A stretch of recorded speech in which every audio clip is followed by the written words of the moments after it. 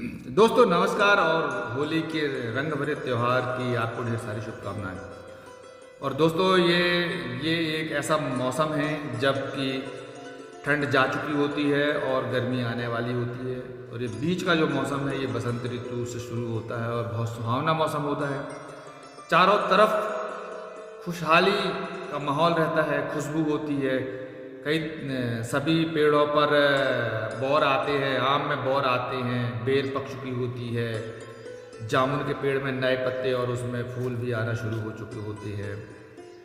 चारों तरफ से खुशबू जो है वो हमको प्रकृति में बिखरी हुई दिखती है।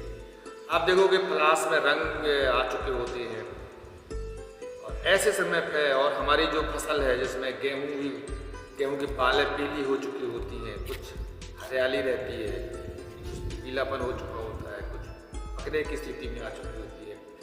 तो जो फसल है वो जो पूरी फसल है वो एक तरीके से पकने की स्थिति में होती है। तो एक अलग तरह की खुशहाली होती है किसानों में और ग्रामीण जनजीवन में कि अब हमने जो फसल बोई थी वो फसल हमको हमारे सामने है, किसी तरह की कोई बाधा उस पर नहीं आई है। और इस समय जो प्राकृतिक जो हवा चलती है, कभी कभी बेमौसम बरसात हो जाती है, कभी ओले गिर जाती है, तो उन सब से निपटने के बाद ये मौसम आता है और इसलिए ये बहुत खुशी होती है हम सब के चेहरों पर और पूरे माहौल में खुशियाँ होती हैं।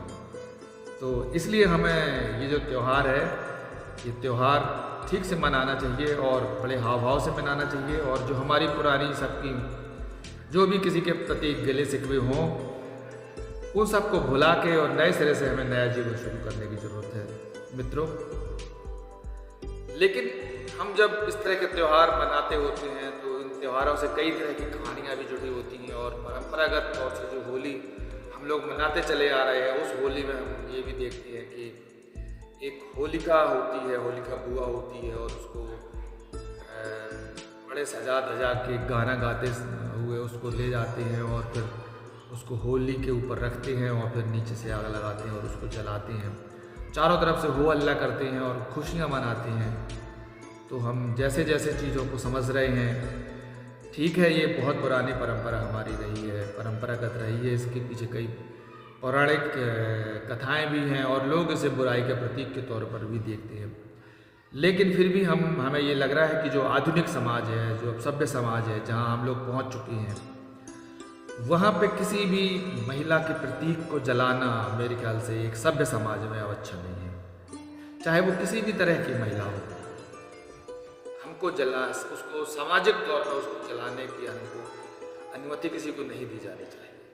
और ये एक तरीके से जैसे जैसे हम चीज़ों को समझ रहे हैं, तो हमें समझना चाहिए कि हम अपने जो त्यौहार हैं उनको मनाने के कारण हैं, उन कारणों में इस तरह के कारण कि हम किसी महिला को जला के हम त्यौहार मना रहे हैं, ये कारण उपयुक्त नहीं है। तो हमें इस तरह से सोचना पड़ेगा। हमारे जब त्यौहार आते हैं तो वो त्यौहार जो आधुनिक समाज है, जो सभ्य समाज है, उन समाजों में जो हम कहते हैं कि उनके जो मूल्य हैं, उन मूल्यों को नुकसान तो नहीं पहुँचा रहा है। तो हमें जैसा कि हम अपने में परिवर्तन ला रहे हैं, हमने अपनी वेशभूषा में परिवर्तन लाया हुआ है, हमने अपने रहन सहन के तरीक़ों में परिवर्तन लाया है, इसलिए हमको अपनी सोच में ही परिवर्तन लाना है। और ये रंगों का त्यौहार बेसिक है, बिल्कुल सही बात है कि ये रंगों का त्यौहार है। अगर आप रंग ढूंढने निकलेंगे प्रकृति में तो चारों तरफ आपको रंग ही रंग मिल जाएंगे। देखिए पलाश के रंग देखिए, ये देखिए आम की बौर के रंग देखिए, ये देखिए बेर में कितने तरह के रंग आपको दिख रहे हैं, ये देखिए अब एक ही खेत में आपको किस तरह के रंग दिख रहे हैं, ये देखिए कि आपको आसपास पहाड़ों में किस तरह के रंग दिख रहे हैं। तो मित्रों, हम अगर त्योहारों को हम इस तरह से मनाएं और हम अपनी जो सामाजिक बुराइयां हैं उन बुराइयों को ख़त्म करके अगर हम इन त्योहारों को मनाएंगे तो ये बहुत शानदार होगा।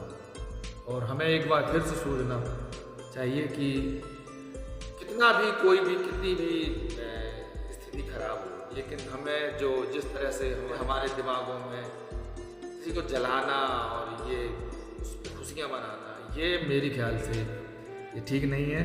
बाकी ये मेरी अपनी सोच है, और आप लोग बताइए कि इसे किस तरह से सोचा जाना चाहिए और इन त्योहारों को हमें किस तरह से मनाना चाहिए। आप ज़रूर कमेंट्स बॉक्स में लिखें और हमें उम्मीद है कि ये त्यौहार आपके जीवन में खुशियाँ लाया होगा और आगे भी आपको ढेर सारी शुभकामनाएँ हैं।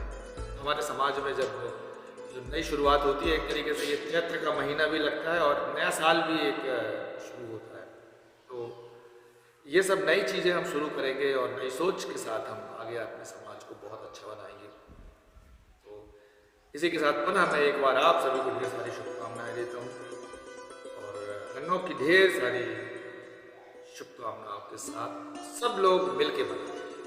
अंत में मैं ज़रूर ये बात मुझे चलते चलते ये बात याद आ रही कि दोस्तों, जो सियासत होती है, सियासत के भी अपने रंग होते हैं, तो हमें अपने आसपास के समाज को देखना है कि हमारा समाज कैसे खुश रहे। सियासत तो बहुत कुछ, जो सियासतदान हैं वो बहुत कुछ समाज में एक तरीके से कई तरह के जो समाज में विकृति भी वो लोग पैदा कर देते हैं और क्योंकि उनको चाहिए असल में अपना वोट, तो वोट लेने के चक्कर में वो समाज में दरार भी पैदा करते हैं। समाजों में कई तरह की ऐसी बातें भी समाज में कह दी जाती हैं।